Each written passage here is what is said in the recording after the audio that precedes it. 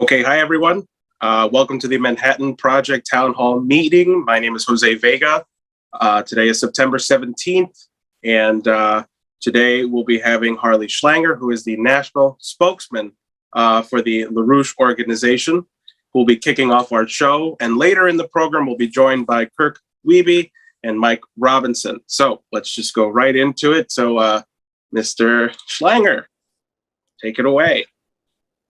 Jose, thank you very much.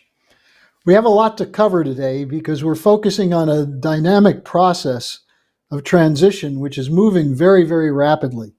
One system, the unipolar system, which was introduced in the period of 1963 to 1971, and then was brought into full flower following the collapse of the Soviet Union in 1989 to 1991. Well, that system is coming to an end in a systemic collapse. The oligarchs who imposed it are engaged in a desperate effort to extend it through something called the Great Reset, the Green New Deal, and they're using war against any nation unwilling to submit to this new order, which is really not a new order, it's an extension of the old globalist order.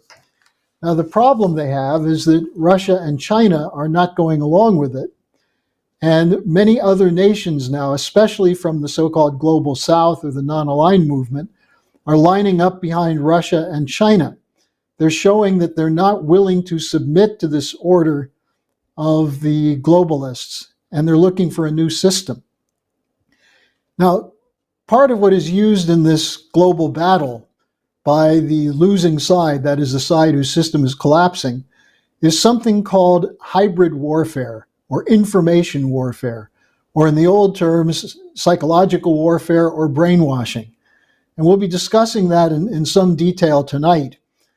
A major part of this is to impose a narrative. And by narrative, I simply mean, that's the fancy word you hear today, it basically means a lie. Controlling the discussion through lying. And an example of this is the idea that the world now is divided between the democracies and the authoritarian states. Ironically, the so-called democracies are more authoritarian than the authoritarian states, as we'll be discussing tonight. They use censorship. They use threats.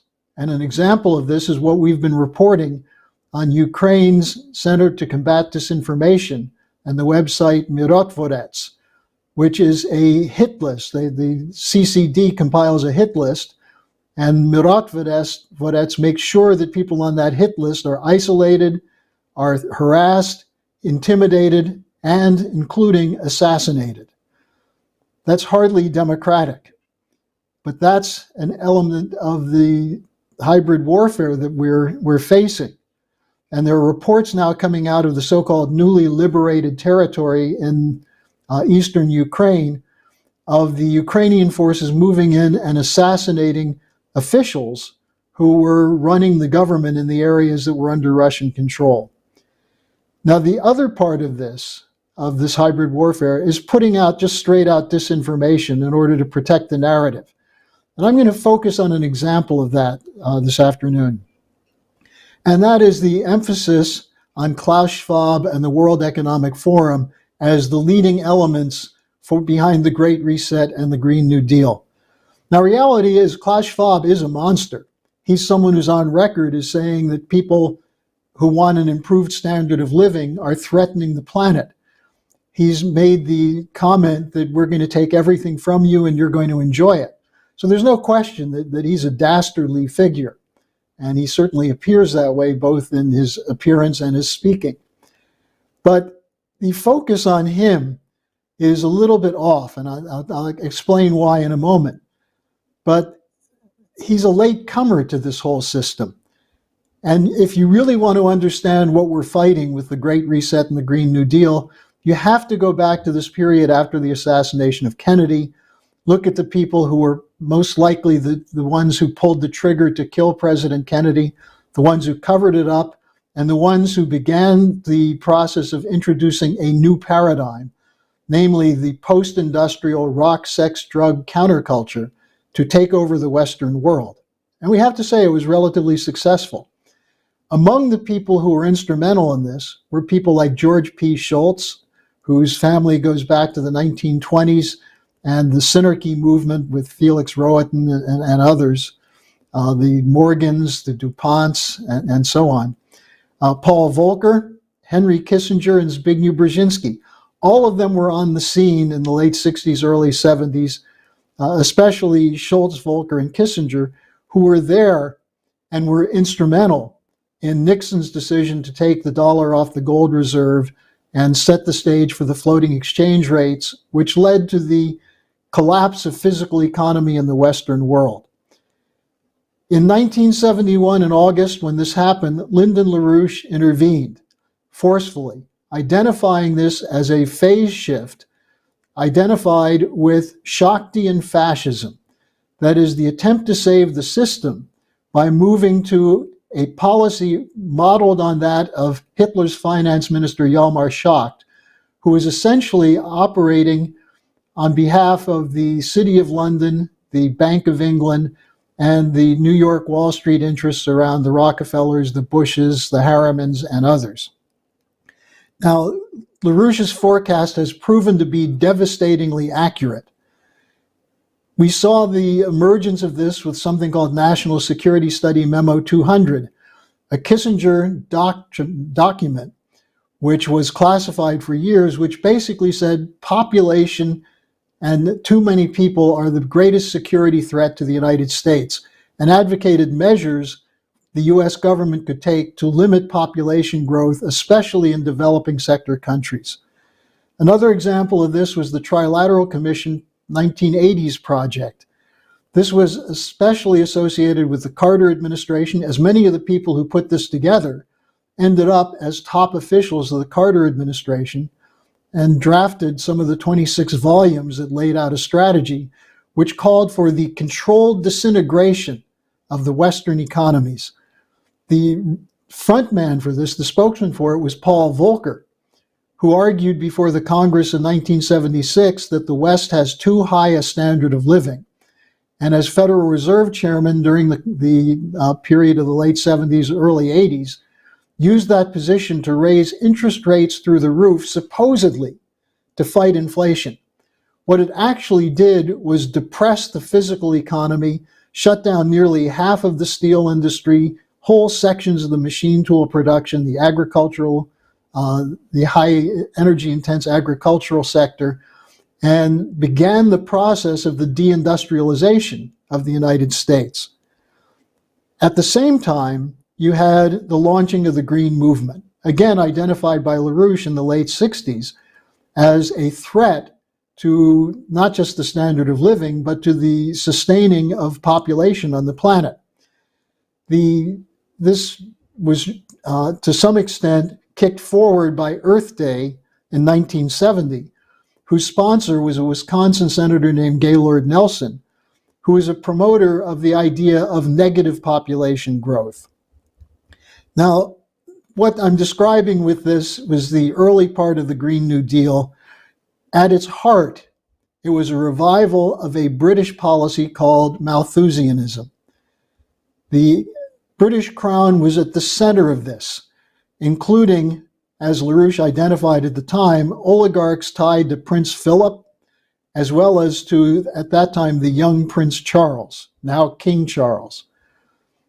The approach they were taking was to attack the idea of the American system and say instead that we need fewer people, we need lower usage of energy. This is before they decided carbon dioxide is the main threat to the planet. And they put their people in positions of influence in academic institutions, think tanks, and governments. Now, this policy is properly identified with the person who it's named after, Thomas Malthus.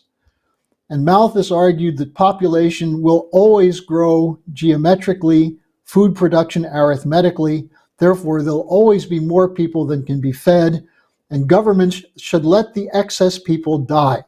That was Malthus's argument.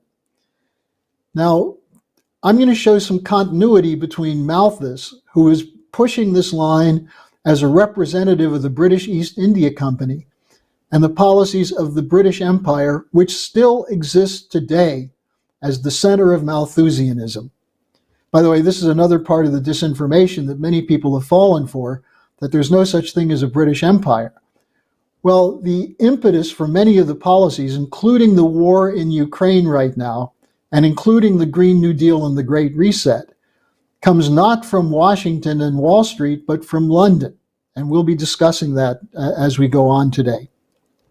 Now, Malthus himself in 1806 was made the director of the School of Political Economy at a new university or a new college set up in England called the British East India College. Well, it was named that because it was founded by the British East India Company, which was the leading force of the empire at that time. Again, founded in 1806, its policy was to train imperial administrators for foreign service. It was closed in 1857 after what was called the Indian Mutiny, but then reopened 5 years later under the name of Haileybury College. That was in 1862. And Haileybury continues to exist. In 1942, it merged with something called the Imperial Service College and became Haileybury and Imperial Service College. Now, often in his writings and discussions, Lyndon LaRouche will refer to the Haileybury model. And people may not know what that is. That's the Malthusian Adam Smith neoliberal model of the British Empire. Part of the role of this college was to provide soldiers and ministers for the British India policy. I'd like to show you a photo of a very important visit to this college during its centenary in 1962. Yes, that's Queen Elizabeth, who is visiting the Haileybury Imperial Service College, where the young men you see there were being trained to be administrators for the British Empire, which had shifted the name at that point to the British Commonwealth. So there's a continuity of this through from Malthus to Prince, now King Charles. Now, the question you may have is, why bring up this background? Now, the reason is simple. If you want to defeat the Great Reset, and I know many, many people want to, you see it as a threat to your livelihood, to the freedoms, to the economy that's needed to provide for the future. But if you want to defeat that and the Green New Deal, you have to know where it comes from. And you have to know what its policies are. And you have to recognize that there's a new system coming into existence, which is at war with that British East India Company Malthusian system, which is the present City of London, Wall Street dominated system that's collapsing now. And the new system that's emerging is coming from the old non-aligned nations. It's coming through new institutions such as the Shanghai Cooperation Organization, which just had a very important meeting in Samarkand the last couple of days and issued some far-reaching agreements as to the kind of economic integration that's necessary for the countries involved, including India, China, Russia, and Pakistan. But also countries like the BRICS countries, like the Eurasian Economic Forum, the African Union. They're moving to a new system, which includes a lot of the so-called global South. It's a move from a dollar economy where nations are forced to surrender their economic sovereignty to the bankers, the central bankers who are operatives on behalf of the private banks and financial institutions that make up the global financial cartel, companies such as JP Morgan Chase, Goldman Sachs, but also BlackRock, Vanguard, also the grain cartels, Big Pharma, and so on. They're the ones pushing the Great Reset. But the people rebelling against this, instead of giving up sovereignty, are committed to developing relations of cooperation and mutual benefit among sovereign nation states. Now, one of the lines that's promoted as disinformation among many people who say they oppose the Great Reset is that Presidents Putin and Xi, Putin of Russia, Xi of China, are part of the Great Reset and are working with the World Economic Forum. Now, that's silly on the face of it. All you have to do is look at the fact that these two countries are leading the move out of the dollar. Now, I know then what people say is, well, that's part of the plan. No, it's not part of the plan. Schwab and the World Economic Forum and the City of London and Wall Street are trying to preserve not so much the dollar per se, but the dollar system, the Malthusian system, the imperial system, the system which denies nations their sovereignty, while Russia and China are leading a fight for a system based on sovereign nation states. This is a crucial point that people have to get so they don't get suckered by this line that's out there that you can't win this fight because Putin and Xi are really working together with the Rockefellers and the Rothschilds and the Illuminati and so on. It's simplistic, it's easy to refute, but more importantly, it's part of the disinformation and the narrative that's coming from the people pushing the Great Reset. This is a direct part of the psychological warfare or hybrid warfare to cut off an understanding of the reality, which is that this new system could come into being, but it's crucial that the United States and Europe eventually become a part of it. This line is also an attack on LaRouche. And the proof of that is go back to LaRouche's comments at the end of the 1990s, where he proposed that the financial reorganization, the bankruptcy reorganization of this collapsing system required cooperation among four powers: Russia, China, India, and the United States. The BRICS already has three of those. What's missing is the United States. And LaRouche said that you need the power, the economic power, and the military power of those four nations to defeat the City of London and Wall Street. And this is the center of his proposal for a new Bretton Woods. And the Schiller Institute, of course, has called for an ad hoc committee to adopt a new Bretton Woods as a replacement for this collapsing system. So don't be fooled.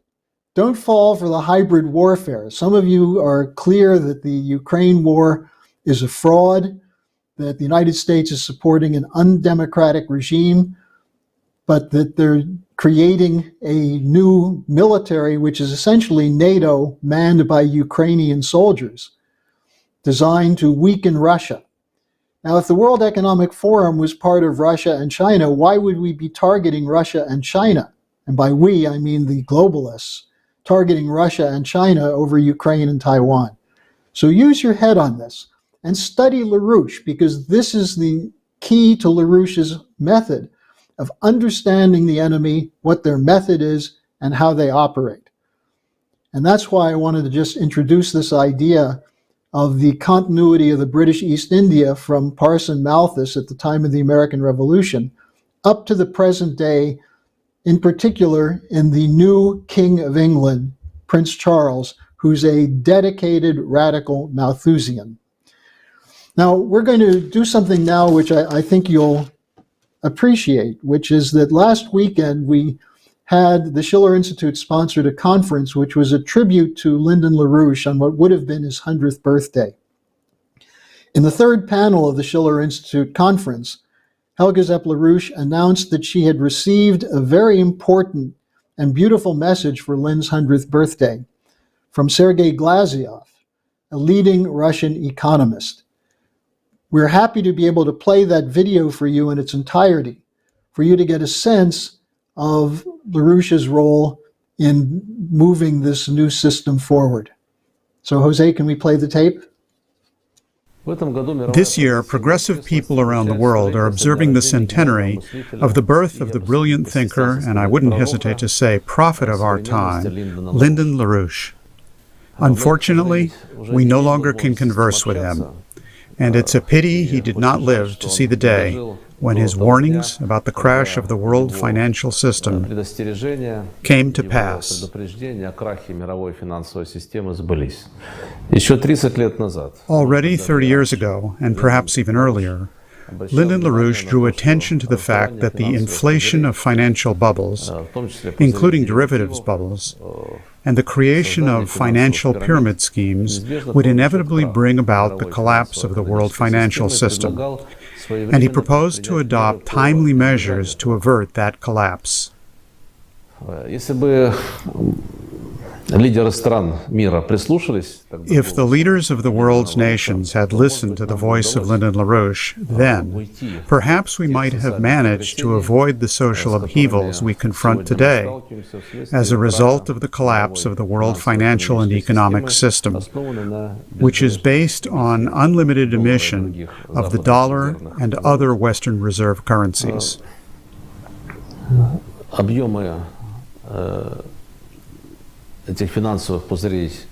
These financial bubbles are not getting any smaller. We have seen that attempts to clean them up end in the inflation of new bubbles.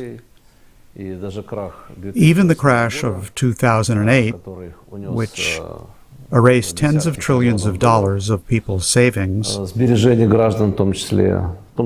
including pension funds, did not prevent financial bubbles from bloating up again as a result of the limitless emission of the world reserve currencies using the device of so-called quantitative easing. Lyndon LaRouche proposed a mutual cancellation of these debts, observing the principle of fairness and effectiveness. In effect, what we see now is that the emitters of the world reserve currencies are simply refusing to fulfill their responsibilities. It could have been anticipated that if countries which took the path of pumping up financial bubbles, abusing their monopoly on the right to issue a world currency, ran into a situation where the scale of these financial pyramids greatly exceeded the country's ability to service them, the question would inevitably arise of how to repudiate these debts, simply declare bankruptcy before the whole world, or come up with some other ways to write off their obligations, repudiate them. The United States, Great Britain, the European Union, and Japan have taken that second route. They unilaterally seized and blocked Russia's foreign currency-denominated reserves. That means they are refusing to fulfill their obligations to Russia. Russia invested, that is, extended a credit to these countries in the amount of more than $400 billion. That's the state sector component and the government's own, our foreign currency reserves, plus another approximately $1 trillion belonging to private parties is located in jurisdictions of the Western emitters of world reserve currencies. The attempts to block these funds essentially means a default, but a default on what is owed to one of their creditors. In the past, we used to call this piracy or robbery. Of course, these extraordinary measures, which are totally against international law and violate every conceivable rule of decency, as well as the standards of the World Trade Organization and the International Monetary Fund, can be challenged in court. But on the one hand, this would run into the national will of the emitter country, which may be that of a pirate or a bandit, as we are witnessing right now. On the other hand, their action won't save the system. Because even if the USA and its European allies refuse to fulfill their obligations to Russia, that is only a small percentage of the financial obligations the world reserve currency emitters have to the entire world and their own domestic markets. So the world is plunging into chaos in precise accordance with the scenario, the negative scenario, that Lyndon LaRouche spoke about in forecasts he made 30 or 40 years ago. Back then, he proposed that instead of pumping up financial bubbles, the world reserve currency emitter countries, together with their partners and other countries, should invest in building global infrastructure which would reduce the cost of trade, increase the efficiency of international economic ties, and overall contribute to raising connectivity worldwide.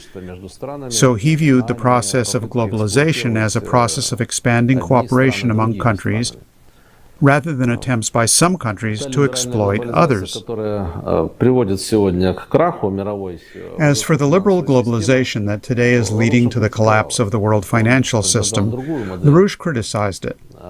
He proposed a different model of globalization based on the principles of physical economy, in particular the famous project which he and his wife Helga Zepp LaRouche put forward for international discussion, the so-called Eurasian Bridge. This is a splendid and interesting project which now, after many years, has begun to be implemented through the Chinese Belt and Road Initiative, which we support through linking it with the Eurasian Economic Union. Lyndon LaRouche looked decades ahead. He warned the USA and its partners about the inevitable collapse of their financial expansion policy, under which the interests of speculators eclipse the national interest and the development of the economy.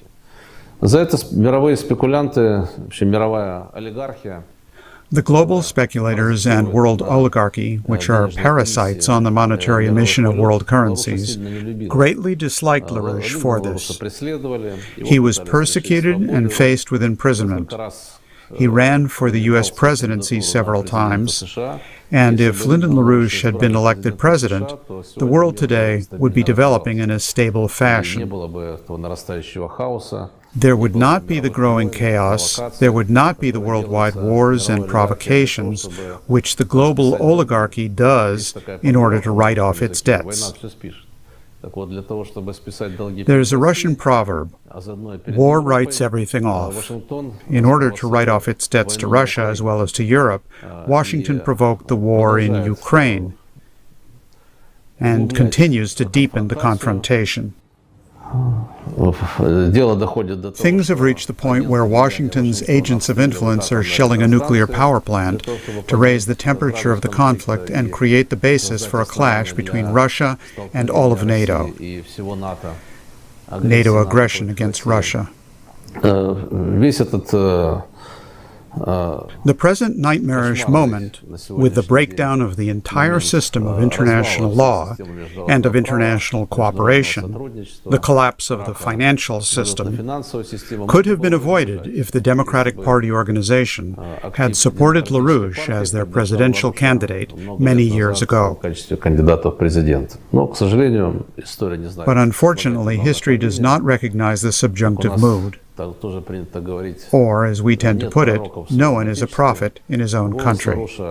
LaRouche's voice was heard very well. We remember him. In practically all the major countries in the world that today are developing successfully, above all India and China, there are partisans of LaRouche. They have used his thoughts and ideas for creating their economic miracles. It is the principles of physical economy championed by LaRouche that today underlie the Chinese economic miracle and are there in the foundations of India's economic development policy. The supporters of LaRouche in those countries exert a fruitful, very positive and constructive influence on economic policy shaping in these leading nations of the New World economic paradigm. We should not forget the creative legacy of Lyndon LaRouche, which demonstrates the interconnection of events taking place today with their roots many centuries ago. I was always impressed by Lyndon LaRouche's enormous erudition. He saw the parasitical global oligarchy from its origins and traced how those oligarchical families were parasites on trade, first in Venice, then they resettled and continued to build up their financial power through international trade and global speculation in Holland. Then they relocated to England, and after that seized control of the political system of the United States. Lyndon LaRouche saw the totality of world history through the prism of the struggle between the good, national interests, the interests of improving the general welfare, and the forces of evil, the world financial oligarchy which hinders countries' development, which strives to extract speculative super profits from trade and economic cooperation, and which deceives the entire world by inflating speculative bubbles and abuses its positions of power in the countries where it dominates the political system. We see how today's U.S. financial oligarchy is unleashing hybrid world war up to and including the risk of a nuclear catastrophe for the purpose of holding on to its global hegemony. Lyndon LaRouche's warnings are coming to pass. It is important that these warnings are not abstract. They are not simply lines on a graph. I remember the famous triple curve, where he showed the growing gap between the size of the world real economy and the size of the world financial system. He was the first to make note of this disproportion, which 30 years ago was still not so big. It could still have been overcome by transforming the excess financial aggregates into the real sector, into real investment projects. Now, this is a gigantic abyss. It is impossible today to transform quadrillions of dollars of financial bubbles into investments in the real sector of the economy. There are simply no mechanisms for this. None was created because the parasitical financial oligarchy, which hated LaRouche, which always tried to shut his mouth and persecuted him and tried to keep him locked up, ultimately acquired a monopoly on political power in the United States. And today, it uses its political influence in Washington to force all the countries in the world to obey its will. It continues to dominate the world and exert its hegemony for extracting super profits from speculative operations. Lyndon LaRouche turned out to be right. Today, we rely on his work, his writings, in composing proposals for a very rapid transition to a new world economic paradigm. We call it an integrated world economic model in which finance capital will be subordinated to the tasks of developing the economy and in which the principles of physical economy will come to fruition. As we can see, countries that are taking this path are enjoying success. There is no doubt that the ruling American financial oligarchy is losing the hybrid world war, which they have started against all mankind. It's only regrettable that the price that has to be paid for this will be very high. That includes the lives being lost as a result of the war that the American and European financial oligarchy organized against Russia on the territory of Ukraine. We have to muster all our forces to fight that evil, and the creative legacy of Lyndon LaRouche helps in this. May his memory live forever. That was Dr. Sergei Glaziev, who is presently the Commissioner for Integration and Macroeconomics of the Eurasian Economic Commission of the Eurasian Economic Union. And that will be posted, I think it is posted at the Schiller Institute website for people to share with others to get a sense of what it means when we say that the ideas of Lyndon LaRouche have taken root in the emergence of this new system to replace the collapsing system of the Anglo-American Empire.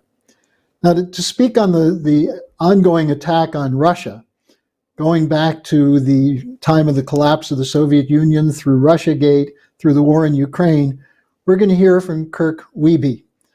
Kirk was a collaborator with Bill Binney at the National Security Agency.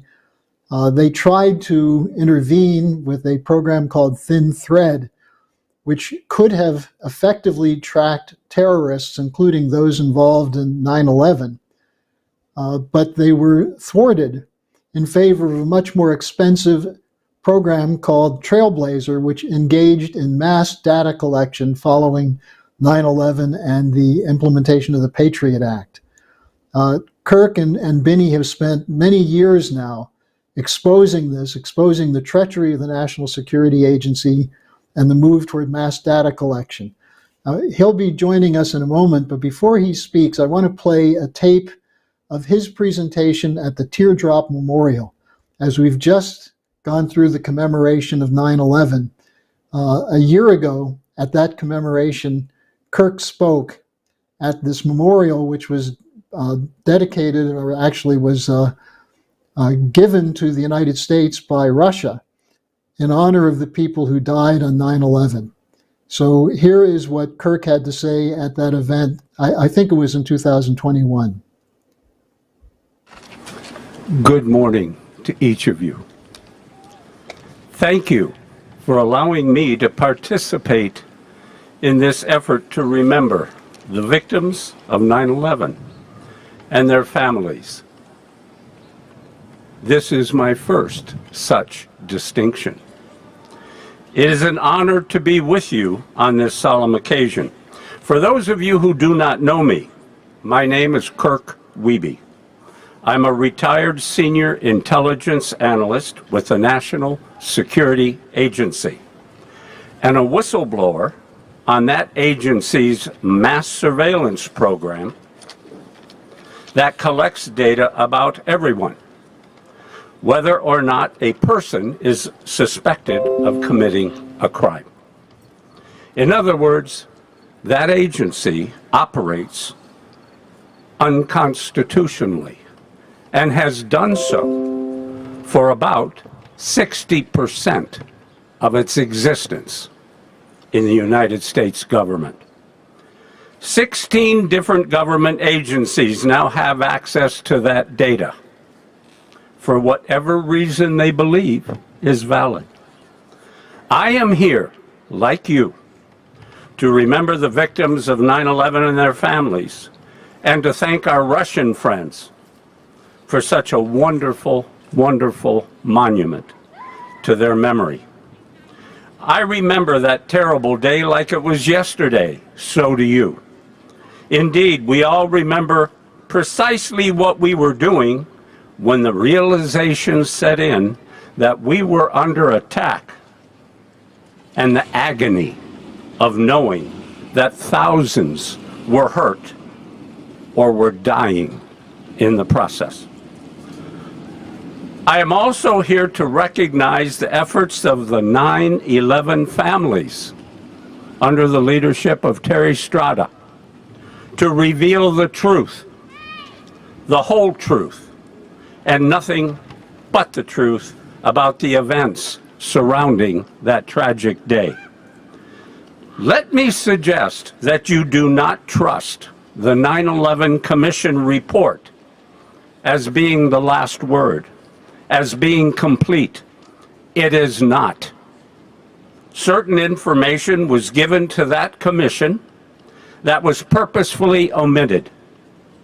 There can be no justice without truth, the whole truth, and nothing but the truth. I would also like to recognize our Russian friends who have gifted us this wonderful teardrop monument, and who are colleagues in the fight for truth and the fight against terrorism. For them, I would like to offer these words in Russian. That was Kirk Wiebe at the Teardrop Memorial in commemoration of 9/11. And now we have Kirk Wiebe live to talk to us about this whole question of the escalating attack on Russia, what's behind it, and his thoughts about it.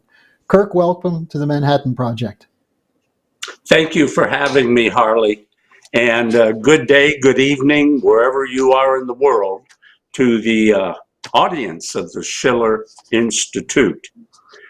I'd like to key off a very important concept and word that Lyndon spoke of, Lyndon LaRouche spoke of. He speaks of the common good. He uses the Greek word that we also find biblically, agape. Agape is the common good. If you look at it in a religious sense, it means for the benefit, for the love of all. In other words, it embraces a very positive approach to mankind. And I personally believe this will form the basis, this orientation towards the common good underpins everything Lyndon LaRouche stood for. And it is so important because, once again, it sounds complex, that the world of international relations, but if you back away, isn't it really about the effort to get along on this planet and to get along in productive ways? This is Lyndon's word for all of us. And it has played out in ways that have not always been recognized by the people who live in various countries, whether it be the former USSR, Russia, the United States, India, and so forth. Governments conduct business quite secretly. Most do, not all, but most do. We must put sunlight on it. And Harley, I think you have been addressing much of the background that has led to this posturing, this manipulation of financial institutions and of people, for that matter, in the context of information warfare, causing people to have perceptions and beliefs that are built on lies, misinformation. I don't like that word misinformation. I like lies. It hits home to the core understanding of what's going on. Now, we talk about the unipolar strategy that's been in place since the early 60s. It is simply a power play. For those of you who are not deep into global financial processes and political, geopolitical activities and so forth, it is simply, in my view, a good versus evil proposition. The evil side are those who push for and manipulate the rest of us to protect unipolar positions in the world so that they can control outcomes in their favor. I thought all of that would have disappeared when the Iron Curtain fell in 1989, when the Soviet Union fell apart. What an opportunity to have embraced Russia, to have embraced and helped Yeltsin and the others who follow, all the way up to Putin. My gosh, they basically had to start from scratch and were in competition with thieves and people who wanted power inside Russia, again, for personal greed and power reasons. Where is the agape in that? Where is the common good? It's not. These thieves were behaving like those who were manipulating the rest of us to achieve a unipolar strategy of control. So if you look back, we had a Cold War with the Soviet Union for about 44 years. Then we had the collapse in 1989, and we wasted the opportunity. What an opportunity to reach out to help Russia rebuild in meaningful ways. What an opportunity for the US to come closer to the independent republics that broke away from Russia proper. Tajikistan, you know, Uzbekistan, you've heard the stans, and bring together a more coherent structure of political and economic relationships that would have underpinned exactly what Lyndon was talking about in his concept for a Eurasian bridge, and the key role of Russia, who were already familiar with these different independent republics and had established relationships that we could have leveraged had we worked together cooperatively for those magic two words, common good. I'm emphasizing agape, the common good, because it is the common thread that underpins every initiative of Schiller, of Lyndon's concept of a future based on peace and cooperation, underpinned by economic growth that's beneficial for all around the world. And in that way, bringing about security, realizing security. One cannot have a secure nation without a reasonably robust economy serving the people. Without that, groups will always become antagonistic and work at cross purposes, whether that's within a country or between countries. So Lynn's views were amazing.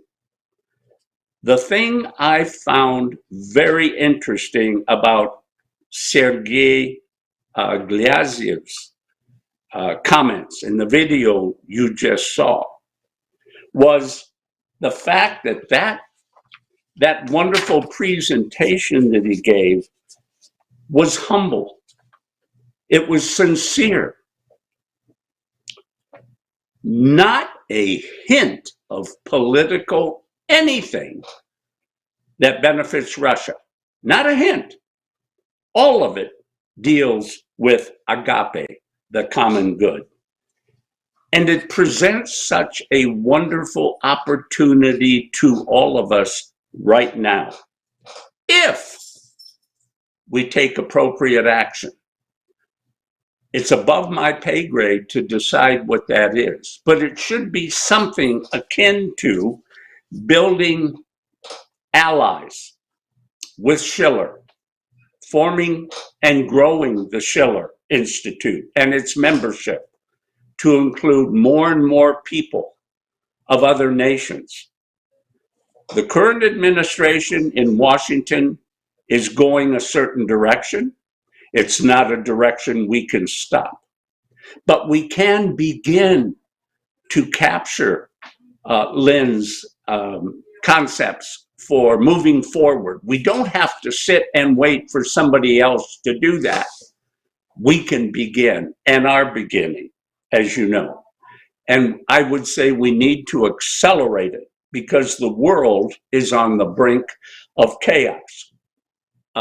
Global economists are now talking about a global recession that will absolutely be disastrous for many of the economies of the world who are just hanging on. We are witnessing shortages of goods right here in the United States. The energy crisis in Europe looms. My gosh, why are we here? Because we have allowed the globalists, the unipolar globalists, to stay in power. We must move to build the plan that will keep the world's infrastructure from collapsing. We must engage on that plan with other nations actively and move not too aggressively, but aggressively enough to make sure we're making progress and tell our message to the world. In the meantime, while we have engaged in a war to weaken Russia's economy, what's happening?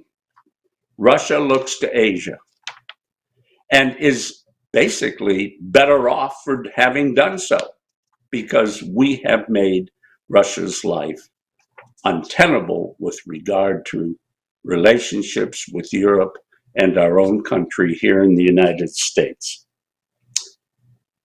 The result is we have worldwide suffering. Many are starving. All of it. Imagine the money we are wasting on arms and explosions when this money could have been easily channeled for the common good, to bolster the global economy, to provide security for all. US prestige, I would say, in the eyes of the global population, is probably at the lowest in history, as it well should be. We're not in charge of the US government, but we can affect the outcome for mankind, and we must do so. The world is a more dangerous place. If not us, who? If not now, when? Thank you. Well, thank you, Kirk. That was quite interesting, and I'm sure it will stimulate discussion. I hope you'll be able to stay around for questions, because we would like to have you in the Q&A. If we can put up on the screen where people can send their questions, for after our next speaker, we'll be having a general discussion session. Now, I'd like to introduce our next speaker, who's been on this program quite often recently. And there's a good reason. It's Mike Robinson, a researcher, a journalist, a provocateur, whose insights on who controls the lying narrative of the mainstream media provide a necessary tool for those committed in actually defeating the Great Reset, the Green New Deal, and the wars that are being conducted to impose them. So, Mike, welcome back, and I'm looking forward to hearing your comments. Well, thank you. I'm not sure how I follow that, but anyway, at the beginning, you were talking about a hybrid war, and you were talking about a British Empire. And before I start, I just wanted to say that, you know, the British people are as much the victims of the British Empire as anybody else. And part of the reason for that, of course, is that they, as you pointed out in your opening remarks, Harley, don't recognize where the enemy lies. And the perception here is that, well, because it's the United States that appears to be the key driver of wars and so on around the world, that this is a United States thing. We hear this all the time. It's the US is driving everything. And there's no recognition that, in fact, it's a lot of the soft power, a lot of the psychological attacks that are going on, which are driving the actions of other nations, including the United States and the EU. But look, the last 2 weeks has been really interesting for the UK, shall we say. First of all, we had the new Queen Elizabeth. Here she is, entering number 10 Downing Street for the first time Tuesday week ago. Well, Liz Truss is our new Prime Minister.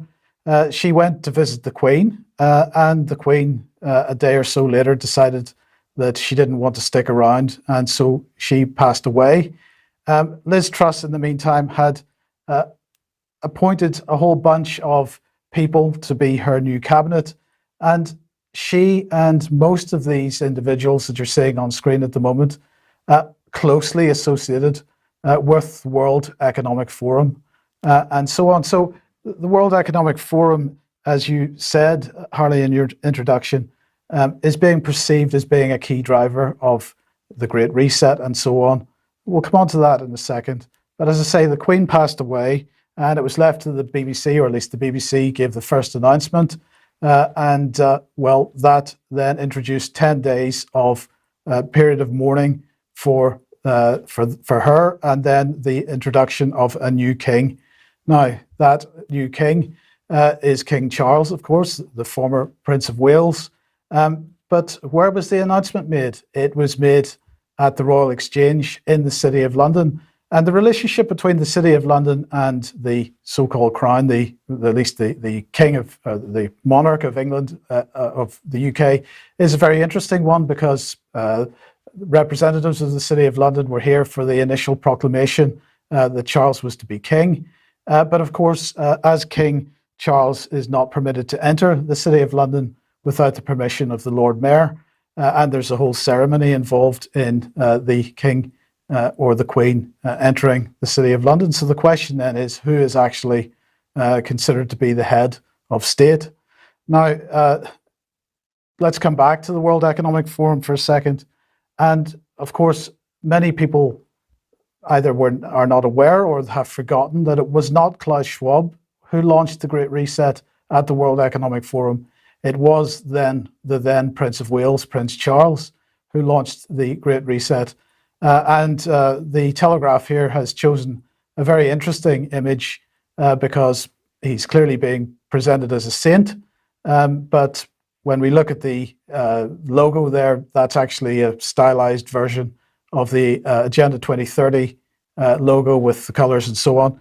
But actually, if we zoom out a little bit on that image, there was a bit more to be seen because it turned out to be a stylized version of the feathers of the Prince of Wales. And, well, people who choose to count the number of lines in each of those feathers find that each of them is 6. It's just a throwaway comment, but, you know, you might find it interesting. Anyway, my point here is Prince of Wales at the time, Charles, was the driver. He introduced the Great Reset to the World Economic Forum, but his relationship with the World Economic Forum goes back many, many years. So here he is with Klaus Schwab in 1992. He has been at the front and center of the whole Green New Deal, Green movement for many decades. And of course, his father, Prince Philip, was one of the founders of the World Wildlife Fund, also very much part of that as well. But the question then is, what kind of king is he going to be, and what kind of family is it that we have as head of state in the UK at the moment? Because a lot of controversy over recent months and years. Prince of Wales, when he was Prince of Wales a couple of months ago, getting into trouble in the media for having taken cash donations from Saudi Arabia and other countries for his charities, allegedly. But then we've got the family involved with sexual impropriety, with the connections between Prince Andrew and Jeffrey Epstein. But that's only part of the problem, because Prince Charles himself, a longtime friend of Jimmy Savile, who many possibly have not heard of outside of the UK, but was one of the most disgusting pedophiles and necrophiliacs that has ever existed in this country, and many, many people suffered at his hands. So there are many questions to be asked about the moral position of the royal family in the UK as well. But the question then is, what has happened in the UK since the passing of the Queen in terms of people's ability to look back at her reign and also the potential for King Charles' reign? Well, in fact, there's been huge criticism of anybody that has made anything other than the most positive comments. The New York Times dared to publish this a few days ago, mourn the Queen, not her empire. And the New York Times absolutely vilified in the UK for daring to publish this. Then we have the fact that the entire country has been shut down. So if anybody had booked hospital appointments, or in fact, if anybody had needed to bury their own relatives on Monday when the funeral is taking place, all that has been cancelled. Well, any protest, not that we would be too sad about Extinction Rebellion stopping protest, but for example, any union action has all been stopped for the entire duration of the period of mourning. However, in other countries, we're not quite seeing the same respect, shall we say, and France, well, they are not refusing, in many cases, to lower flags to half-mast, as President Macron had ordered. But we've seen a lot of commentary from around the Commonwealth about whether, in fact, a royal family as the head of, or a monarchy is still a requirement in this day and age. Other people, well, here's just one example. Somebody tweeted this out, Trevor Sinclair tweeted this out. Racism was outlawed in England in the 1960s and has been allowed to thrive, so why should black and brown, mourn the Queen. Well, within a day, he was retracting that because he got so much pushback. The degree to which the pushback has come on anybody that has offered any criticism of the monarchy in the last few days can't be overstated. Still, some people choose to speak out. So some of the more amusing commentary here, a 73-year-old man finally gets a job, and Bob Moran, the cartoonist, also making a point about the World Economic Forum. So we've got this situation at the moment where, at least in the media, people aren't able to speak out without massive criticism. But it goes beyond that because people have been being arrested in the streets. Again, I've chosen this particular example just because, well, you'll see why in a second. Now, this is a green activist, so not somebody that I would normally support in their activism, but nonetheless made a comment at one of the announcements of King Charles's accession to the throne, because he simply asked who elected him. So I'm not going to read this, but the person asked who elected you, or who elected the king during one of the accession ceremonies around the country, and he was immediately picked up by the police and taken away. He said that he doubts that most of the people in the crowd heard him. He said that 2 or 3 people told him to shut up. He didn't insult or attack anybody, but he was arrested nonetheless. Some of the people that saw him being arrested were asking why he was being arrested. They spoke out. But his point, once again, I've made the point on this in this program on a previous occasion, the amount of legislation which is being put in place, which has a chilling effect on comment, on free speech, on freedom of thought, is really critical. And the point here is that this person is making is that he was arrested under the Police Crime Sentencing and Courts Act 2022, which is one of the parliamentary acts which I had talked about on a previous program. And he's asking what other freedoms could be suppressed in the name of the monarchy. And these are good questions. Now, in the meantime, politics goes on, and there will be a funeral for the Queen on Monday, and the Queen is currently lying in state in the Palace of Westminster. But some people aren't allowed to attend. And this all came to light on Friday when this letter was sent to the Speaker of the House of Commons and also to the Foreign Secretary. And this letter is demanding that China is not allowed to attend either the state, the coffin in the Palace of Westminster or the funeral on Monday.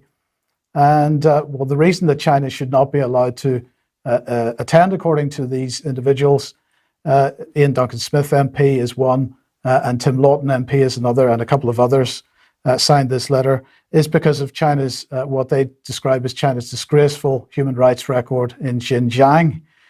So although an invitation was extended to President Xi to attend, it's understood he was not planning to come to the funeral, and he was sending the Chinese vice president instead. Now, Ian Duncan Smith was very delighted that the Chinese delegation that was already barred from viewing Queen Elizabeth's coffin in Parliament.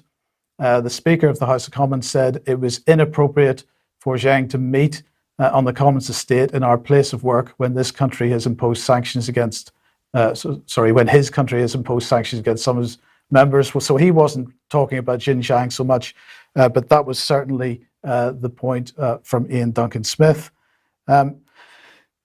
So then the question is, where is Britain going? We're saying we have lost clearly the freedom to criticize our leaders, whether they're elected or not. We're losing the freedom to assemble and to protest and to comment, and we are under massive psychological attack. We're also under massive economic attack, as we've mentioned already on this program. So Liz Truss, just before the sort of period of mourning started, announced the actions she was going to take to deal with the energy crisis, because she said that we've got huge reserves of talent in this country, we've got huge reserves of talent, energy and determination, and so she was going to bail out the energy companies, because this isn't really about, what she announced wasn't really about protecting individuals in the country. It was about headlines. And so a week or so ago, Hugh Pill, who's the chief economist at the Bank of England, was speaking in Parliament, and he was talking about the fact that Liz Truss's new announcement on energy, which we'll talk about in a second, was going to help deal with the headline inflation figures, and that was going to solve the problem of the economic reality for people in the coming months and couple of years. So what is it that Liz Truss announced? She said that, well, before we come to that, we've got to explain how energy is charged in the UK. So in order to protect consumers, ordinary people, from the price of energy fluctuations, the regulator puts a cap on the cost of energy for the end user. And so they published these figures, which are considered to be an average cost. This is a cost that the average household would be expected to pay in any 12-month period for their energy. So it's supposed to be a maximum cost, but of course that depends on how much you use. So the actual cap is on the sort of per unit cost, and then these figures are an average for the average household. And so in April 2022, the average household was expected to be spending £1,971 on their electricity and gas usage, that's for home heating and for cooking and so on. And in October 2022, that was expected to go up to £3,350. And then the forecasts for next year were that in January 2023, it would go up again to £5,405 a year, £7,263 a year by April, and coming down again to around £6,000 by the end of 2023. Now, obviously, people's household energy bills going from £2,000 to £7,000 in a 6-month or in a year's 12-month period is pretty horrendous. So the government decided to step in, and they were going to put a £2,500 limit on what the average household would pay. And so if we draw that line on this graph here, we can see that £2,500 limit. Now, the issue here is that for the average consumer, everything to the left of that light blue line is what they pay. And so for the headline inflation figure, it might seem that inflation has stopped rising so fast, because, of course, the headline inflation figure is based on what the average person pays. But everything to the right of that line, that cost is being borne by the government. So another £150 billion is being pumped into the energy companies in order to cover this cost. That's just a guess, really, because the government hasn't actually at this point said what they're going to be spending on this. But this is their answer for dealing with the problem, is to pay the energy companies everything over the £2,500 limit that they're going to put on on the average household cost, which is already unachievable for many, many people in the country. So this intervention, Liz Truss claims, is going to curb inflation by up to 5 percentage points, bringing a reduction in the cost of servicing government debt. At the same time, she announced that the UK government would lift the moratorium on hydraulic fracturing in the UK. Now, hydraulic fracturing was stopped by the government because the fracking companies were not able to prove that they could carry out their business without causing earthquakes in the UK. We've got a very different geology here than in the United States or in Australia. We are an extremely faulted geology here, and as a result, this type of activity, and also because of the population density here, it becomes problematic because they do cause earthquakes, which very small earthquakes, but nonetheless have caused real damage to people's homes. when they were experimenting or with prospecting for gas in the past. So there was a moratorium put on it that has now been lifted. This is all to, shall we say, signal to the population that the British government is doing something to improve their lot with respect to energy and to decouple from Russian energy supplies. But nonetheless, it's not real, as the price cap is not real, because the government is going to be paying the difference for the energy companies. So in a nutshell, then, we have the situation where a new king has come along. He is a globalist in the World Economic Forum mold, or rather he is perhaps the architect of that. This is something that most people don't recognize, but because of this unwillingness within the UK population to actually look at the royal family with an honest eye, then of course they don't see who, as Harley was saying at the very beginning of the program, they don't recognize what the real enemy is. So that's all I want to say for now, Harley. Thank you for that, Mike. And I'm going to come back to you in just a moment, but I want to point out that I think it was at the last World Economic Forum meeting, then Prince Charles said it's necessary to conduct a vast military-style campaign to impose the Green New Deal.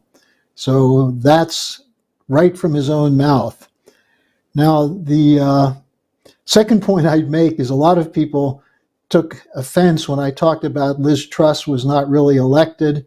King Charles wasn't elected. The Bank of England and the City of London aren't elected. So how is this a democratic monarchy? And some people wrote back to me and said, well, you don't understand. Great Britain is a democratic monarchy. And I commented that, yes, it is a democratic monarchy. You have the freedom this winter to either choose to eat or to heat your home. You're free to make that choice. So I think that's something we should take up. But let me ask you on that question. And Kirk, I'll be coming to you in a minute there's a question for you. But Mike, with a tough winter ahead, what do people think about the vast sums that are being paid for this mourning process, the parades, the travel, the security, and so on, and also continuing to arm Ukraine, spending money on military at a point where the situation is going to be an extremely dark and cold winter? What's the reaction of that from the people of the United Kingdom? Look, people in the UK are not thinking straight at the moment. I can't remember the name of the book, Harley, but back in the 50s, so on, there was a book published by one of the psychiatrists at the Tavistock Institute talking about how to manipulate the minds of people and saying that they've got to be in a state of fear, for example, or in a state of some kind of mental stress. And of course, that's what people are in at the moment. They are, a lot of people are have believed in the monarchy for so long, and the Queen was still a popular figure in the UK. So she has gone. So they're experiencing that, going through that issue. They're also experiencing fear and stress over the economic reality of what's coming this winter. And so they are looking for, at this point, for any sort of distraction. And the pomp and ceremony over the period of the funeral, but more importantly, the pomp and ceremony around Prince Charles becoming king has become that distraction. So really, since the day that Liz Truss was selected to be the next prime minister and she took that role, really nothing has happened politically or even in the news cycle in this country. And the news cycle is fully engaged on the monarchy issue and on nothing else at the moment. So people are not thinking yet or at least are distracted from thinking about what's coming this winter. The announcement that Truss made about the energy cap has given some relief, but a large proportion of people are still, a huge proportion of people are still going to be suffering real hardship this winter, and many people asking, how do I actually reduce my energy bills so that I can use that money for something else? It is at that point where it is a choice between heat or food. And just to follow up on that, there is a strike wave that was started with port workers, I believe truckers and others. Of course, in the rest of Europe, there's a strike wave going on. But do you think that will continue? And then also, just parenthetically, I assume Truss will continue the policy toward Kiev that her predecessor, Boris Johnson, took. Do you have any thoughts on that? She is absolutely continuing that, and one of the indicators for that is that she maintained the same Secretary of State for Defence and the same defence ministers. But we should not forget that it was Liz Truss, as Foreign Secretary, on the day that the special military operation began, who called for British veterans to go to Ukraine and fight for the Ukrainians. Now, she withdrew that statement a week or so afterwards because of the backlash, but that was her initial thought. That's what she believes. She is 100%. Let's not forget as well, the day she became Prime Minister, the first telephone call she made was not to Joe Biden, as would have been the tradition with past Prime Ministers. The first call that gets made is to the President of the United States because of the special relationship. The first call she made when she became Prime Minister was to Zelensky, and the second call she made was to Joe Biden. And that, I think, should tell us what her view of Ukraine is and Russia is. But also, she has now signaled very clearly what her view about China is. But that's for a whole other conversation, I think. And on the strike wave, do you expect that will pick up again after the period of mourning ends? Yes, without question. So railway workers, postal workers, even criminal barristers have been threatening legal action because they are having the rate of inflation is so much higher than the growth in their salaries, and in fact there has been no growth in salaries since 2019 effectively, so yes, it goes right across the sort of industrial spectrum, and we're going to see. Since the Thatcher days, there are much stronger provisions in place for how organisations and unions can call strikes. They've got to hold multiple ballots. They've got to go through a whole process now. And so, although there have been a few strikes getting some of the headlines over the last period of time, in fact, that process is still ongoing. And so, I think it's going to be now that once the funeral's over, probably the end of September, October, November time, we're going to see most of the industrial action taking place. Okay, Kirk, we have a question for you from Jose. He asks, given your experience in the intelligence community, how much would you say the actions they take are meant to influence domestic and international policy, as compared to how much to protect us from threats? Well, that's a very important question that Jose has posed. And I would tell you, there was a time, if let's go back in NSA's history so that we can judge it by its actions, not by what it says. We must remember that the Church Committee, named after Senator Frank Church, held deliberations in the early to mid-70s, once it was discovered that NSA was spying on Americans, people such as Martin Luther King, Vietnam War protesters, Senator Frank Church himself was a target of that spying.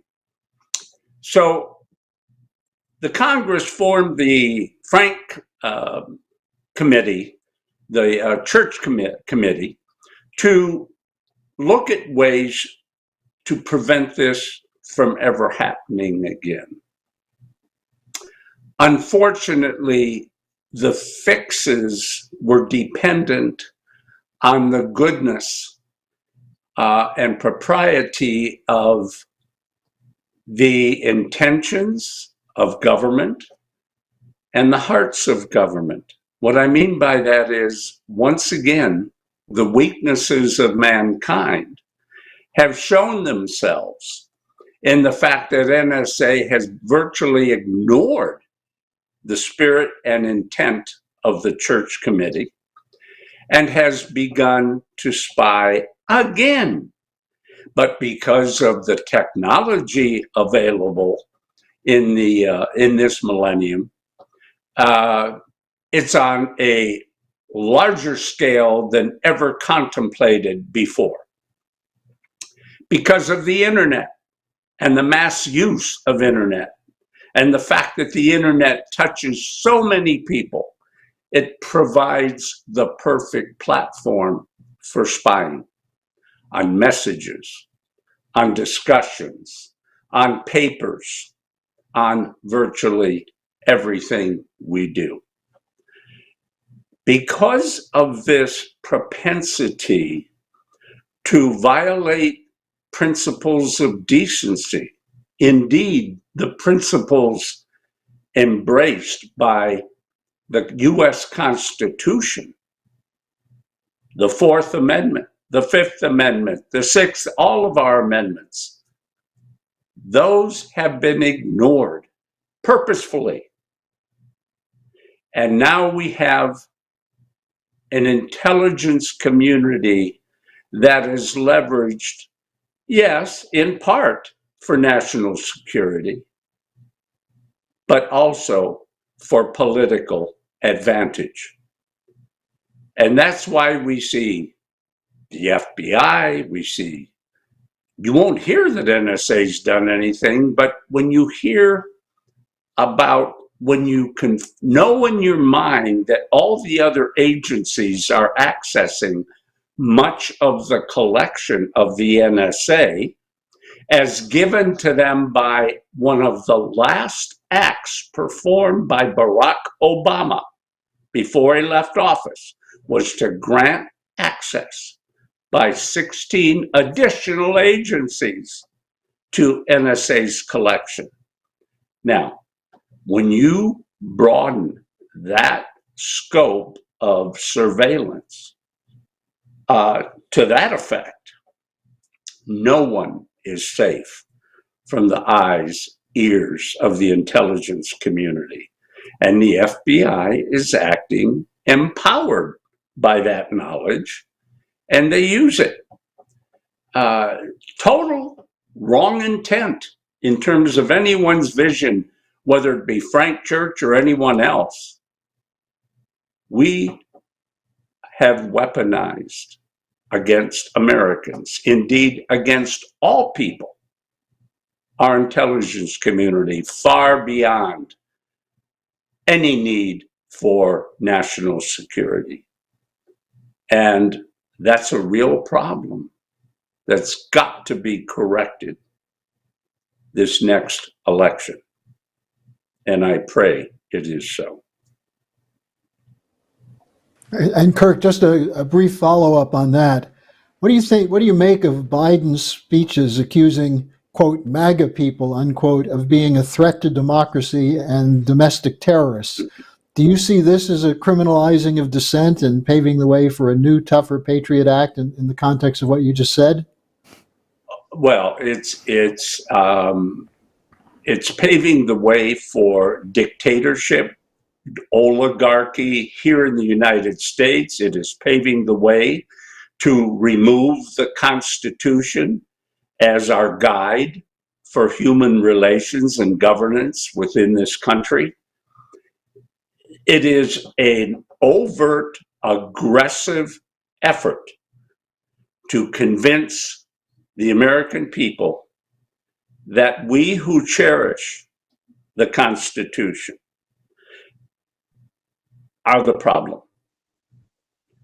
And it is, people must understand, this is serious warfare.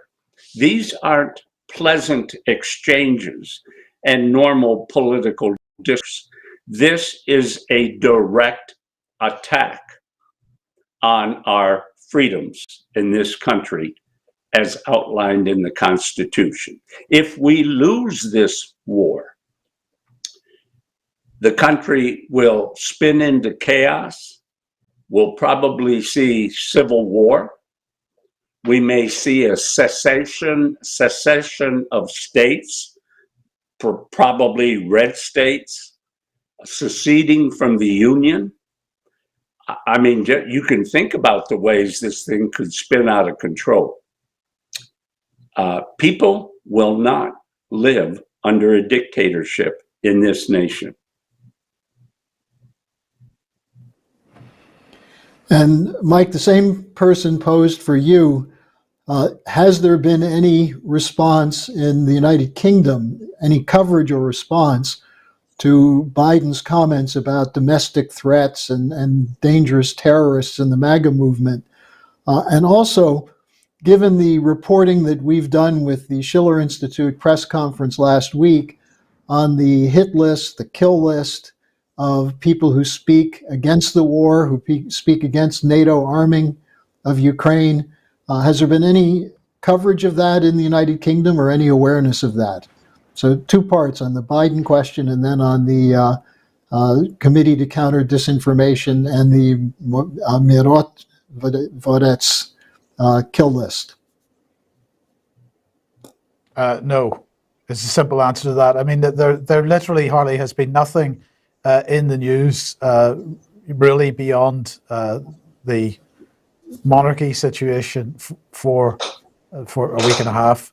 Now, the issue of Trump, the only coverage that he is getting here really at this point is the fact that he hasn't been invited as a former president to the funeral, but he is going to get the opportunity to go to a memorial service somewhere. I think it was New York was where they were planning on holding it. But anyway, no, there's been very, very, very little coverage in the UK media about either anything to do with Trump or no, simply is the answer. Well, so let me ask you for your personal response. I assume you've followed what we've been producing about this Ukrainian threat against journalists, especially as someone who engages in journalism with the with your column. How do you see this? I mean, do you think if this were presented to journalists, are there some journalists still in the United Kingdom who might react to it? The only journalists that are reacting it are independent journalists like ourselves, and you know, I know Eva Bartlett, who's on the list, for example. I know you guys that are on the list. So you know, we have been certainly covering this issue. But I mean, just to give one example, my colleague Vanessa Bailey, who, as you know, lives in Damascus and covers Syria extensively, has been in a war with the BBC for years now on this issue, in the sense that the BBC is systematically attacking her to the degree that on one occasion, I mean, they have produced entire radio series about her and about her work in an attempt to discredit her work.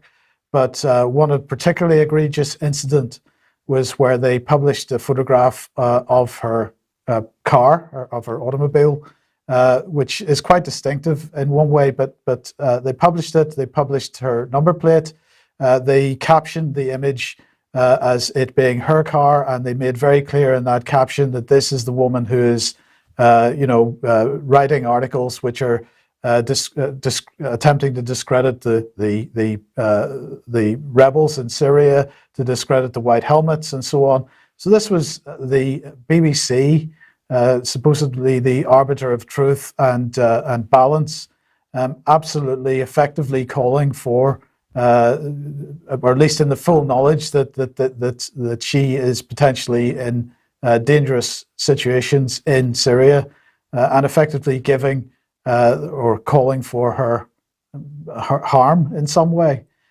So the BBC was not criticised in any way for that. On the other hand, just yesterday, a very outspoken, very divisive figure, former BBC journalist who had been heavily criticising other BBC journalists on his YouTube channel, was jailed yesterday for 5 years for stalking and harassment. Was what these BBC journalists managed to get him prosecuted for. So we have a very dangerous situation developing in this country, where the established media is prepared to put people's lives in danger on one hand, and also aim to have critics imprisoned on the other. Well, I want to remind our viewers that we did have this press conference on September 7th, which included presentations from Scott Ritter, from Ray McGovern, from Helga Zepp-LaRouche, and others on this whole threat, not just to journalists, but to anyone who's a political opponent of the NATO policy of using Ukrainians as a sledgehammer against Russia. These agencies of the Ukrainian National Security and Defense Department are funded and supported by the US State Department, by NATO, by the US Congress, and we're mobilizing to demand that the Congress cut the funds. And there's you can find this on the schillerinstitute.com website. Also on LaRouche Pub, there's coverage from the Executive Intelligence Review, which sponsored the press conference last week. So I would urge people who are believers in the tradition of the First Amendment in the United States, freedom of the press, freedom of expression of beliefs, that you have to get active now if you wish, as Kirk was saying, to save these freedoms, because they're definitely under attack. And in this case, from Mirotvoret's website, possible death sentence, being tried as a war criminal or an information terrorist if you don't accept the narrative. So look at this and join our mobilization for this. Now, for either of you, there's a question from Scott Bradley, who said, resistance is a natural law, assuming he's saying that people have a right to raise objections to tyranny. And then he goes on to say, we need a new neutralizing force. What is that neutralizing force? I assume he means to counter tyranny. So let me start with you, Kirk, and then we'll go to Mike. All right, repeat the question again. I missed a couple words. He said resistance is a natural law, I guess meaning that people natural condition is to oppose that kind of tyranny. So he said, we need a neutralizing force to counter the tyranny, I presume. What is that neutralizing force? Well, I'm going to probably raise some eyebrows by being a little unconventional. I think the opportunity right at this moment is such that if a leader were to step forward and say, time out, let's cease hostilities in Ukraine. Let's position ourselves internationally, initially with the combatants in the Ukraine area and Western Europe and the United States and any other nation that would like to participate, begin discussions that embrace Lyndon LaRouche's vision. But all we need, I know for a fact, Harley, and your audience, and you all know it as well as I do, the American people have no interest, none, in seeing the hostilities in Ukraine continue while hundreds of thousands of people are displaced, killed, or caused to live in very, very subhuman conditions. Mr. Putin, I think, is best positioned to take this leadership role. It will be totally unexpected. It will be seen as a move that's humble, and yet the right move. And I think globally, if he were to step forward and make this proposal right now, when no one else will, he will be seen and viewed very, very favorably by the world and those who seek peace over continuous warfare and manipulation through the global financial structure. We need that leadership now. Mr. Putin, please be that leader. Mike, did you have anything you'd like to add to that? Any thoughts? Well, my thoughts on the question were to speak the truth and have the guts to speak the truth, and to encourage others to speak the truth, and to support anybody that is in trouble for having spoken the truth. And I'm thinking of Julian Assange, for example, but many others. During my short presentation there, I was talking about people being arrested for asking questions during the accession speeches for King Charles. In one case, people spoke up for the person who was being taken away. We've got to be willing to put our own selves at personal risk, and we start by speaking the truth. Well, on that, there's another question for you, Mike, which is just sort of a follow-up. It's pretty scary that you can't criticize or make fun of the Queen without being penalized.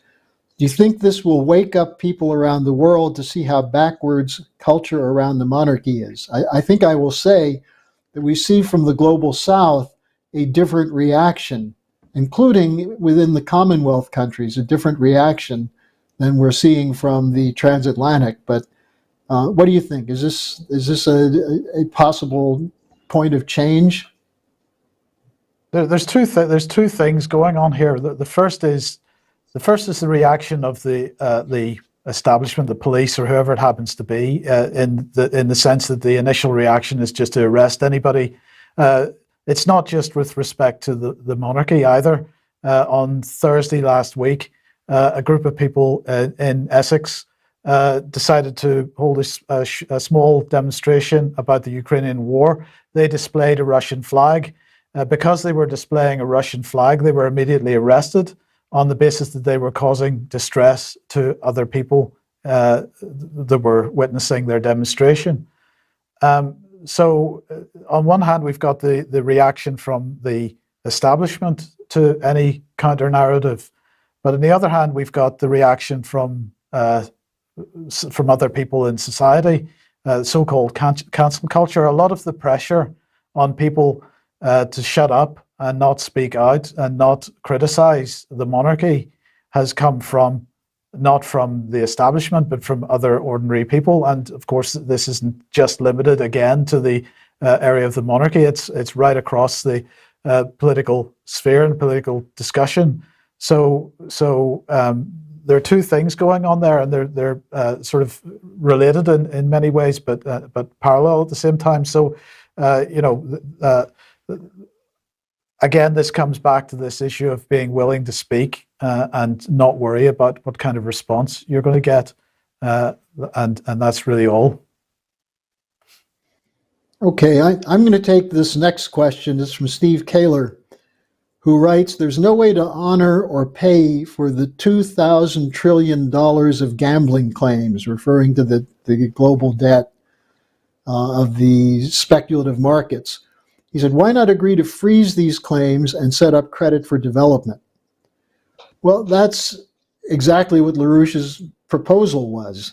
Bankruptcy reorganization. Instead of bailing out the speculators, you separate the banking system so that you have the commercial banks that have to be protected, because that's the direction that you can create credit for the physical economy.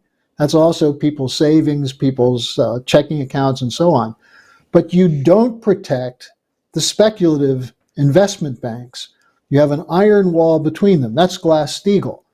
So that's the first point. And what LaRouche said is you don't bail out the speculators. You freeze them, put them into reorganization, and over time you'll figure out how much of this 2,000 trillion or $2 quadrillion is actually backed by anything real. We know most of it is backed by nothing. It's funny money. This concept of funny money is a real one. And I think President Putin had a very useful quip on this. He was asked about productivity in the United States when he was talking about the wrong policies that have created the crisis. And he said, well, one area of productivity gain is in printing money. Well, those claims, those derivative claims and others, should be put through a reorganization to find out if there's anything real under them. And if there is, fine. If not, who eats the loss? The taxpayers? The Treasury? No, the people who made the bets. Now, unfortunately, that means there are a lot of people whose pension funds have been entrusted to people who run these casinos, these essential gambling casinos. That has to be sorted out also, because we don't want the person who put his 401k into one of these things to suffer because of the speculators. But that's why you need the other part of LaRouche's proposal, which is to gear up the physical economy, generate credit. While you cancel the worthless paper, you generate new credit through a national bank that goes into physical goods production, real wealth production. And so if you do that, you create the situation where people whose assets are tied up during this bankruptcy reorganization will have a functioning economy, and if necessary, will receive help, but will be protected. Instead of protecting the speculators and gamblers and the corporate cartels who are trying to take advantage of their position in the government to force the government to bail them out through the Great Reset while penalizing everyone else. We saw that happen after 2008 when Obama came in and went ahead with the TARP plan of the Bush administration and the bailout of the speculators, and in fact allowed bankers to consolidate the banking system, take over the bankrupt banks, take over the mortgages, drive people out of their homes. Millions of people lost their homes. But the speculators were able to grab up the housing that was lost at a nickel on the dollar. So LaRouche's proposal for a bankruptcy reorganization and a new Bretton Woods is exactly what will address this problem that was raised in the question. Now, we're coming up toward the end of the program. I want to see if either of you have what you'd like to do as closing remarks on some of the, well, let me see if there are any more questions, but otherwise I'd like to hear, actually, I think we do have one more question, so just 1 second here. Okay, what can people do to combat this disorder in our government instead of just talking about it? What can we do? I think you've both discussed it, but why don't we start with you, Kirk? What do you recommend people do? Yeah, you need to think globally, but act locally. Don't worry about the rest of the world in this regard. All politics are local. Call up the candidates that have right thinking going on Ask them how you can support them. And talk about LaRouche's approach to the world economy, the world welfare, so that they're at least aware and educated somewhat about it and can carry those concepts forward. You don't have to ask them to see every video that Lyndon LaRouche has or book or whatever. You need to simplify it. These people are busy with campaigns, so condense it, hit the high points, and help them get the job done. Help them educate others. So act locally. It's not too difficult. Now, Mike, when I throw that to you, let me simply say that you may be the one person who can explain to the people of the United States some of the more arcane and strange features of the British system. Is there some way that people who are opposing what is, I would argue, a dictatorship of the City of London over the United Kingdom, is there a way people can do something about that? Well, look, Harley, part of the problem here is that people are reluctant to directly engage with, as Kirk says, to act local. They're reluctant to directly engage with their elected so-called representative because they see it as being somehow a waste of time or a pointless exercise. But if people don't start there, then they're never going to take any other action either. So I'm just going to reinforce what Kirk said. People have got to start somewhere, and starting with their elected representative has got to be the best. It's the most. It's the easiest place to engage, to get started and get engaged. So I just want to reinforce what Kirk said there. Really is my key point there. And I would urge people to work on the Diane Sayre campaign, where Diane is running against one of the real problems in the U.S. Senate, Senator Chuck Schumer, who is fully in support of the Biden policy. And on that, he works with the Republicans. It's a bipartisan war party trying to degrade Russia and putting us on the brink of a potential nuclear war.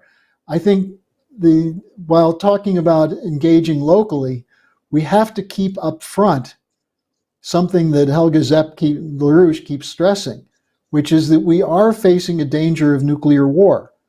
That if you look at the International Atomic Energy Agency cop-out on the Zaporizhzhia nuclear plant, where they said that it appears that they're saying that it's Russia's fault that Ukraine is shelling the plant. They don't condemn the Ukrainian government for shelling the plant. They say it's the fault of the Russians for being there. Well, the Russians are there because they are making sure that the plant is secure and can continue to provide electricity. So when you see things of this sort, and then you see Schumer and Biden with a pledge of almost endless funds to the Ukraine war, something can be done about it. Diane is running an active campaign. She's engaging in day-to-day rallies and discussions with people. Similarly, Joel DeJean's campaign in Houston, Texas. We have the candidate in Kentucky, who's, for some reason, his name escapes me right now. Maybe Jose can send me a note, or Anastasia, but a candidate for Congress who won the Democratic nomination, who has appeared with us. So there are ways of doing this, but you have to, at the same time, you hit the local corruption. You hit the people who are capitulating to this corrupt cabal. You have to do it from the highest standpoint, namely the fact that, as both of you have said, there is an opportunity now to change the discussion, to address these questions of war and peace and prosperity. So, I think this is an absolutely crucial moment to do that. Let me Jose just sent me the name. I'm sorry that I forgot this. Yeah, Jeff Young. Jeff Young is the Democratic nominee for Congress in Kentucky, who participated in the Schiller Institute press conference about the Ukrainian threat to free speech. But when we say Ukrainian threat, this is actually NATO using Ukraine. And so by addressing local politicians to demand that they take a stand on these things, we're addressing the bigger issues. So with that, let me throw it open to the two of you for some final comments, thoughts you might have that you think would be useful, or a summary of any sort. Why don't we start with Mike? Well, where do we go? I just want to well, actually, Harley, I had a question for you, if I may, just very briefly, because you were talking about the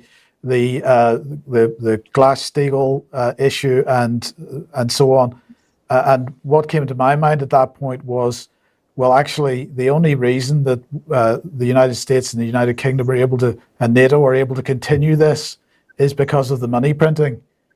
So it seems to me that this issue of the finance is right at the core of everything. And if we can deal with the City of London and Wall Street and the speculative bubble that is actually funding everything, this entire World Economic Forum, war drums policy, if we can deal with the financial issue, then the rest of it sorts itself out.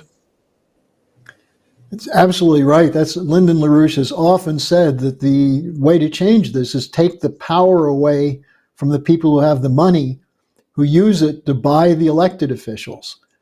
And if you put the speculators through reorganization, through bankruptcy reorganization, and get back to a sound credit system, you're eliminating the powerful threat and blackmail and control of these financial interests, these financial cartels. So that is the key. And that's why the first of LaRouche's 4 laws is Glass-Steagall and prevention of bailouts in the future. Kirk, final comments? Well, as everyone knows, we're on the brink of global economic and financial disaster that was totally avoidable. As has been said, as Sergei Glaziev noted, if people had listened to Lyndon LaRouche. Again, we only need that key leader to step forward, take the baton, take the flag of peace and economic growth for everyone.